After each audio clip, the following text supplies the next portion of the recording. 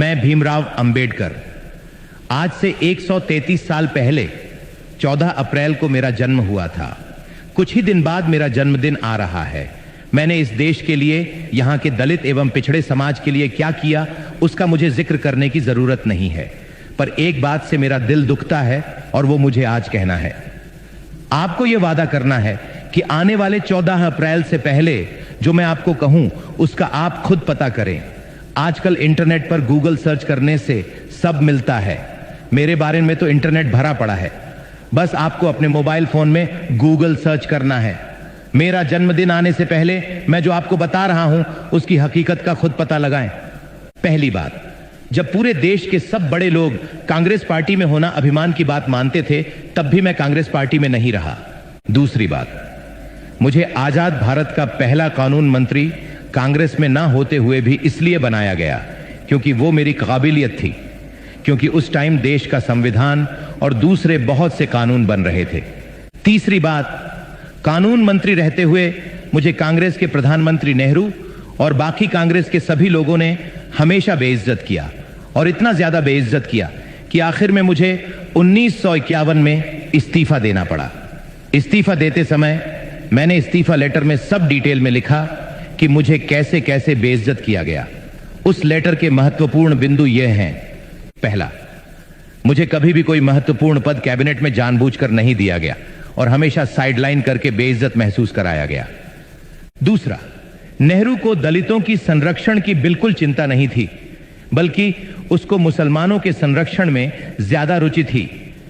तीसरा, नेहरू ने देश की विदेश नीति की वॉट लगा रखी थी। एक भी देश भारत के साथ नहीं खड़ा था, और कश्मीर के मुद्दे पर तो उसने और ज्यादा हालत खराब कर दी थी। चौथा, हिंदू कोड कानून भारत में समाज सुधार का एक बहुत बड़ा हथियार था और यह मेरे दिल के बहुत करीब था। इसको नेहरू ने कभी पास नहीं होने दिया। मैंने जितनी कोशिश की, नेहरू और कांग्रेस ने उतना ही ज्यादा रोड़ा अटकाया।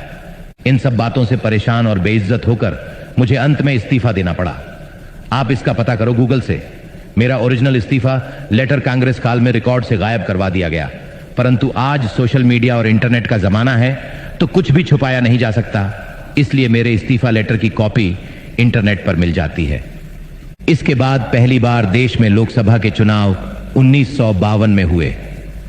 मैं चुनाव जीतकर भारत की पहली लोकसभा में जाना चाहता था। मैंने अपनी पार्टी से मुंबई से चुनाव लड़ा। कांग्रेस ने मेरे ही पीए नारायण कजरोलकर को मेरे सामने अपनी टिकट पर खड़ा करके षड्यंत्र करके मुझे 15,000 वोट से हरा दिया और बेइज्जत किया। मैं भारत की पहली लोकसभा में नहीं जा सका। फिर दोबारा पहली लोकसभा में जाने का मौका 1954 में आया, जब महाराष्ट्र के भंडारा में उपचुनाव की घोषणा हुई। मैंने यह चुनाव लड़ा। यहां भी कांग्रेस ने मेरी ही बिरादरी के भाऊराव बोरकर को मेरे सामने खड़ा करके मुझे हराया और बेइज्जत किया। नेहरू और कांग्रेस ने मुझे देश की पहली लोकसभा में घुसने ही नहीं दिया, और दूसरी लोकसभा के चुनाव से पहले मैं देह छोड़ चुका था। यह बेइज्जती मेरी मृत्यु के साथ ही नहीं रुक गई, ये चलती रही। मृत्यु के बाद भी जब तक कांग्रेस सरकार रही, तब तक मुझे भारत रत्न नहीं मिला। नेहरू ने जिंदा रहते रहते खुद को ही 1955 में भारत रत्न दे दिया। उसकी बेटी इंदिरा, उसके दोहिते राजीव, सबको भारत रत्न दिया गया। यहां तक कि ईसाई धर्म का भारत में प्रचार करने वाली विदेशी मदर टेरेसा को भी भारत रत्न दे दिया गया। बहुत लोगों को भारत रत्न उनके जीवन काल में ही मिल जाता है, पर मुझे मेरी मृत्यु के 30 साल बाद जब वीपी सिंह की गैर कांग्रेसी सरकार आई, तब जाके इसके काबिल समझा।